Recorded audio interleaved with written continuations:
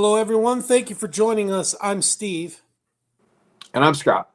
and together we are Backyard Musings, broadcasting live. I'm in the People's Republic of California, Apple Valley, And I'm in the bunker in the state of Utah, on assignment. away from the earthquakes. And the heat, too. Yeah. Well, there's an earthquake. Yeah. I felt it today. Yeah. Crazy.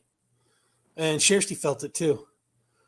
So the picture you're looking at is an artist's rendition of a black hole and a star getting, let's say, torn apart by the black hole. But it's an artist's rendition. We really don't know what it looks like. Nobody's been that close and survived or that close at all. It looks like a duck looking through an arch. Quack, quack. A new discovery challenges the previously accepted understanding of how stars interact with black holes. While it's often said that lightning never strikes the same place twice, black holes seem to defy that rule. A team of astronomers led by researchers from Tel Aviv University has observed a powerful flare triggered by a star being pulled into a black hole and destroyed. What makes this event remarkable is that a nearly identical flare named AT 2022 DBL double was seen coming from the same region of space just 2 years earlier. This research was published in the Astrophysical Journal Letters on June 31st, 2025. Would you like to know more about this mystery? This marks the first confirmed instance of a star surviving an initial encounter with a supermassive black hole and returning for a second similar event. The finding challenges long-standing beliefs about tidal disruption events and raises the possibility that these dramatic flares may only be the beginning of a more intricate cosmic process. The research was headed by Dr. Lydia Marcrigiani, a former postdoctoral fellow at Tel Aviv University, now at Lancaster University in the UK, under the guidance of Professor Ir Arkavi from Tel Aviv University's Astrophysics Department. Professor Arkavi also serves as director of the WISE Observatory in Mizpeh Ramon. I have no idea where that is. Additionally, contributors included Professor Ehud Nakar, who chairs the department, along with students Sarah Ferris and Yael Degani from Arkavi's research group, and several international collaborators, which I'm sure last name is Smith and Jones, but we don't get to talk Tel to them. Aviv, so it's Israeli. Yeah, I guess. The researchers explain that at the center of every large galaxy lies a black hole that is millions to billions of times the mass of the sun. This is very interesting. Every large galaxy, there's a black hole that is at the center of every large galaxy. So it's like a big vacuum cleaner that's sucking things in, right? Think of it as, that little vacuum that just sits there and pulls stuff in. Such a supermassive black hole exists also in our own Milky Way galaxy. Its discovery was awarded the 2020 Nobel Prize in Physics, but beyond knowing they're there, it's not well understood how such monsters form, nor how they affect their host galaxies. So these things are just hanging out there, right? And you can't see them. No, nope, they're sucking stuff in. It's dark, yeah. So kind of like a quicksand, right? Yeah. You're walking along and you step in quicksand. Don't get close, though. Yeah.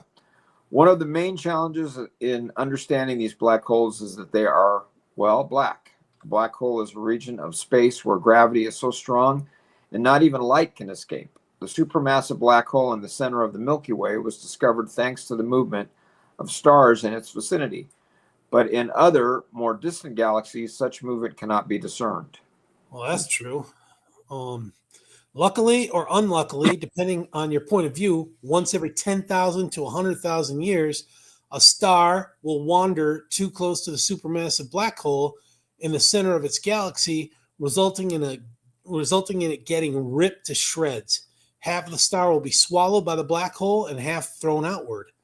When material falls onto a black hole, it does so in a circular fashion, much like water going down the bathtub drain. Oh, vortex. A vortex. Around black holes, however, the velocity of the rotating material approaches the speed of light. The material is heated and radiates brilliantly.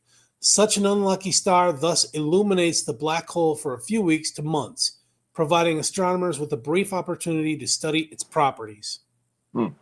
Strangely, though, these flares have not been behaving as expected. Their brilliance and temperature were much lower than predicted. After about a decade of trying to understand why, AT 2022 DBL may have provided the answer. The repetition of the first flare in an almost identical manner 2 years later implies that at least the first flare was the result of a partial disruption of the star, with much of it surviving and coming back for nearly identical additional passage. These flares are thus more of a snack by the supermassive black hole than a meal. Okay, that's interesting. This is I think of this, Scott, and it reminds me of the law of conservation. And Jesus taught this when he had the two fishes and the 5 loaves, and he broke bread for the thousands of people and gave them fish, and they were all filled. But then he picked up all those bread fragments, and they had baskets left over, right? So this is like the universe cleaning itself up naturally with a black hole. You know what I mean? Yeah, I've also wondered what if you were flying a satellite up there, and the satellite got sucked in to one of these things. Maybe that's what's happened to some of these satellites that they've lost contact with. Yeah, I don't know. Maybe. I don't know. All right, quote, the question now is whether we'll see a third flare after 2 more years in early 2026, says Professor Akavi. Continuing the quote, if we see a third flare, it means that the second one was also the partial disruption of the star. So maybe all such flares, which we have been trying to understand for a decade now as full stellar disruptions, are not what we thought. If a third flare does not occur, then the second flare could have been the full disruption of the star.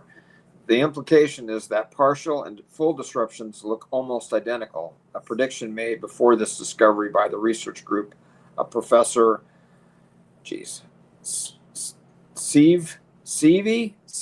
Paran at the Hebrew University.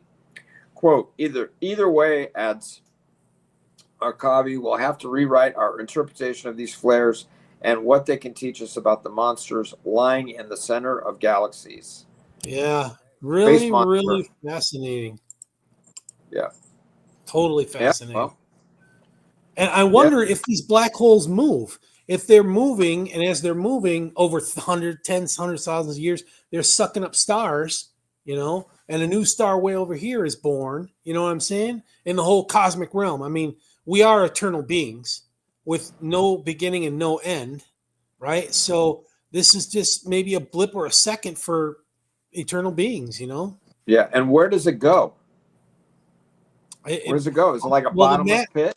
Well, the matter's not lost. We know that matter is not lost. It's conserved. It just changes states, right? Because we were intelligences, and then we became spirits, and then we became bodies, and then we'll be perfected beings at the resurrection. Okay. So maybe that's where we'll get our answers about the black hole. I think it'll be fascinating. The more we know now, the better advantage we'll have moving forward in the eternities. Right. Yep, we know that too. All right, people. Thanks for joining us. Take care, everyone. Thanks. We'll see you on the next one.